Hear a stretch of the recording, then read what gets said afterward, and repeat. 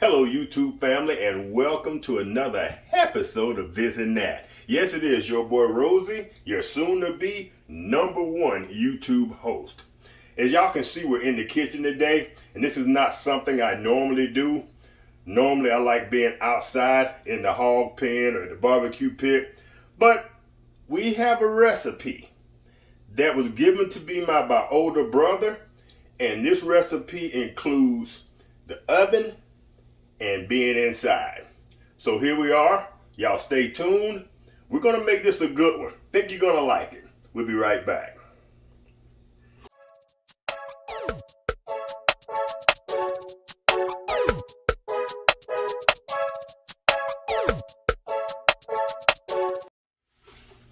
All right, fam. As y'all can see, I have a roasting dish.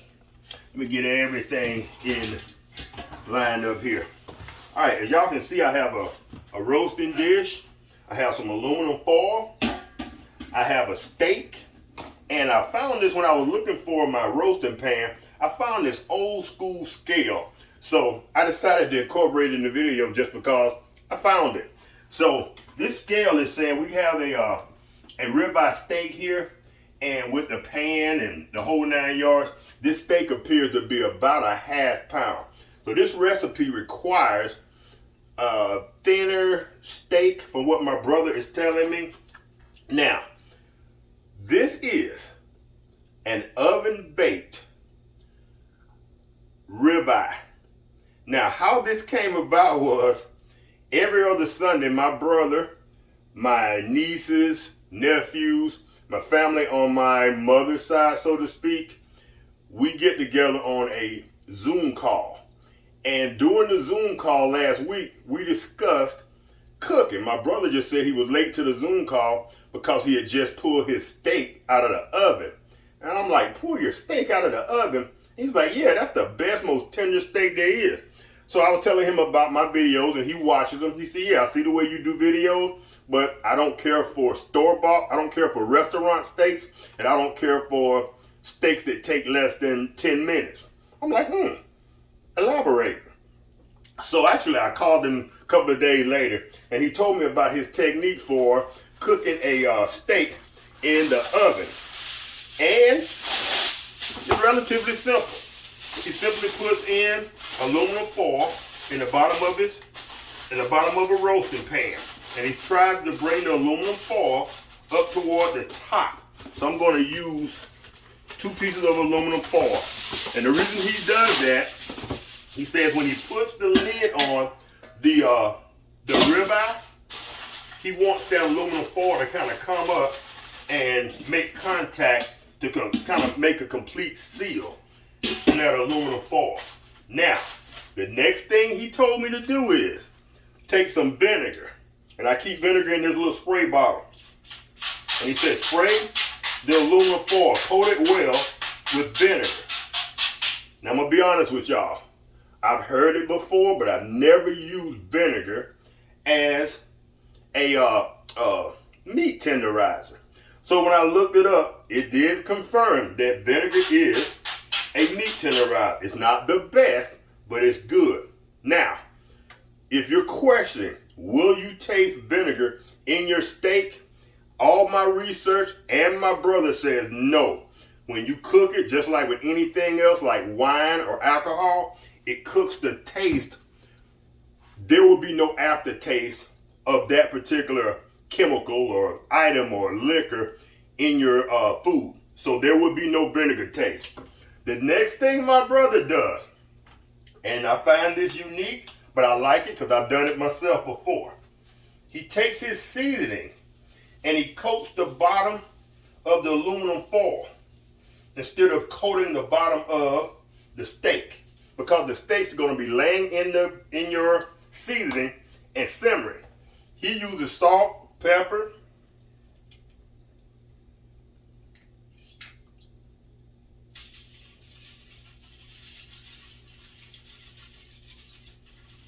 I'm going to go kind of heavy on the salt and pepper because I want it to really soak that up and absorb it. Now, let me close it and get it out of y'all face. I already have my oven set at 200 degrees. And this is a key component to this steak coming out with tender. 200 degrees is what they consider simmer. He kept telling me, make sure you put your stove on simmer.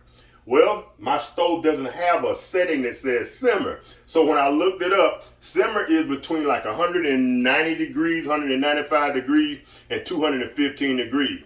So 200 degrees is perfect. So I already got the oven set at 200 degrees. I got my seasoning on the bottom. Now, we're going to simply take the steak, unseasoned, half an inch thick steak. We're going to lay it right in the middle of that aluminum foil. Now, we're going to take our salt.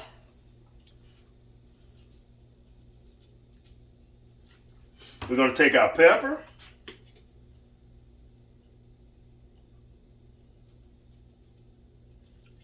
Season that liberally. Now, I'm in Louisiana. Wouldn't be me if I didn't use just a tidbit. Sorry about this, big brother. He told me to stick to the recipe, but I'm going to put just a little bit of heat on the top of this steak. And I'm going to sprinkle around the edges so it'll pick up in that juice. And fam, that's it. I don't think I was supposed to spray the top of that steak with vinegar. I think I'm just supposed to use the vinegar in the bottom, if I remember correctly. Oops. But anyway, that's what we're going to go with. Now, remember we had that aluminum foil come up around the side. We're going to put the lid on. We're going to slide this in the oven.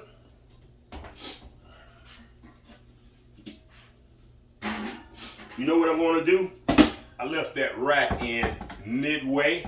We're going to pull that rack out, this one rack, and let it sit on the other rack. Put it somewhere safe. And we're going to let this sit right here on this particular rack. Now we're going to close our oven, and we're going to set a timer .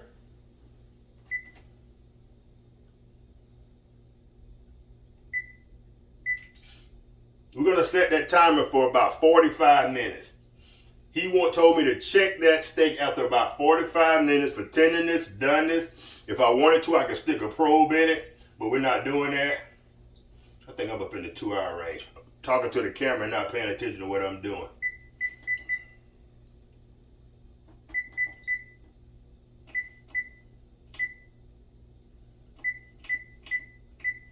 You know what? That timer's pissing me off. So I'm going to use the timer on my other phone. We're going to set it for 45 minutes. And I'll be back to see y'all in about 40 to 45 minutes. We'll see how this steak looks. And if it works, I have an idea to bump it up just a hair.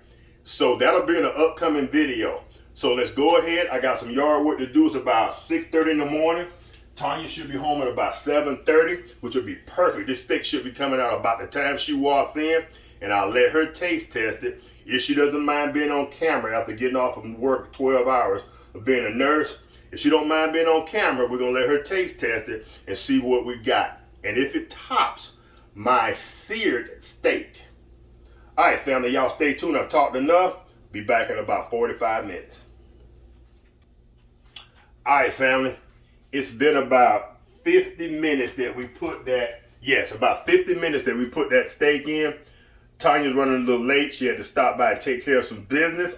So I'll be taste testing my steak today. So we're going to go ahead and pull it out and see what she looks like. It should be ready from everything that I'm seeing. And while I was coming up with this video, I came up with a saying, and it's sear your steer. And they may be already out there, it may be a t-shirt, but I'm thinking about getting back into the t-shirt business, and sear your steer would be a nice way to start that. And grab a second one. I'm gonna pass that by my buddy, Big Lou Barbecue, and other things I want to do. Shout out to my boy. He is one of my Louisiana YouTube buddies. We haven't met, but we do a lot of talking back and forth. We're planning on doing a collaboration here soon. All right, fam. Well, now, see what we got here. Let's grab us I just grabbed me a regular fork. Pull that out. You know what? We're going to go ahead and test it just like that. I think that's a little bit thicker than my brother normally has. But 50 minutes, it doesn't feel quite as tender as I think. You know what? Let's put that back in the oven for another 20 minutes or so. There's no need. We're in no hurry. No need to mess up a good thing. So we're going to stick that back in the oven for another few minutes and see if we tenderize that just a little bit more.